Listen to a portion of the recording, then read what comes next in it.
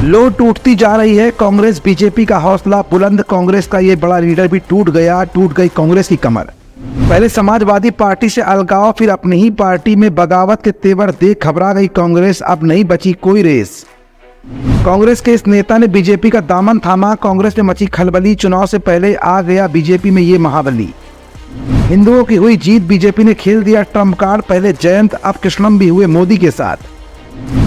India गठबंधन बनने के बाद से कांग्रेस की बोलती लगभग बंद सी पड़ी हुई थी।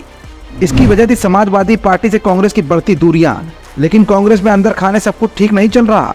पहले प्रियंका गांधी को उत्तर प्रदेश प्रभारी न नियुक्त करके कांग्रेस ने अपनी कमजोरी दुनिया के सामने ला दी।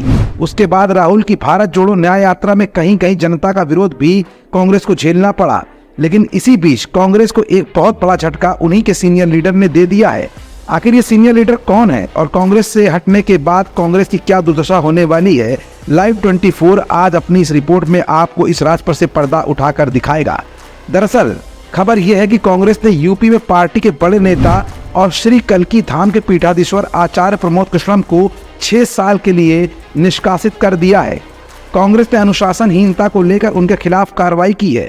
बता दें, आचार्य प्रमोद कृष्णम ने हाल ही में पीएम मोदी से 2 फरवरी को मुलाकात की थी और उनकी जमकर तारीफ भी की थी। साथ ही अन्य कैबिनेट मंत्रियों के साथ भी मुलाकात उन्होंने की थी। कांग्रेस महासचिव केसी वेणुगोपाल ने एक बयान जारी करके आचार्य प्रमोद कृष्णम को पार्टी से बाहर निकालने की जानकारी दी है। वेणुगोपाल ने कहा कि अनुशासनहीनता और पार्टी के खिलाफ बार बार बयान देने की शिकायतें आ रही थी। इसी को लेकर कांग्रेस अध्यक्ष मल्लिकार्जुन खड़गे ने प्रमोद कृष्णम को तत्काल प्रभाव से निष्कासित करने के यूपी कांग्रेस कमेटी के प्रस्ताव को मंजूरी दे दी है। अब सवाल ये है कि क्या आचार्य प्रमोद कृष्णम अपनी नई पारी की शुरुआत करने वाले हैं? आचार्य प्रमोद कृष्णम लंबे समय से कांग्रेस पर ही हमलावर थे। वो अपनी ही पार्टी के नेताओं को निशाने पर ले रहे थे। उन्होंने कहा था कि कांग्रेस में कुछ बड़े नेता ऐसे हैं जिन्हें हिंदू शब्द से ही नफरत है।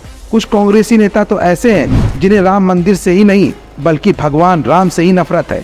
वहीं आचार्य प्रमोद कृष्णम ने 2 फरवरी को प्रधानमंत्री मोदी से भी मुलाकात की थी। उन्होंने पीएम मोदी को कल्की धाम के शिलान्यास कार्यक्रम में आने का न्योता दिया था। इसके बाद से 6 फरवरी को प्रमोद कृष्णम यूपी के सीएम योगी आदित्यनाथ से भी मिले, जिसके बाद से आचार्य प्रमोद कृष्णम पर कांग्रेस के तेवर और ज्यादा तल्ख हो गए थे।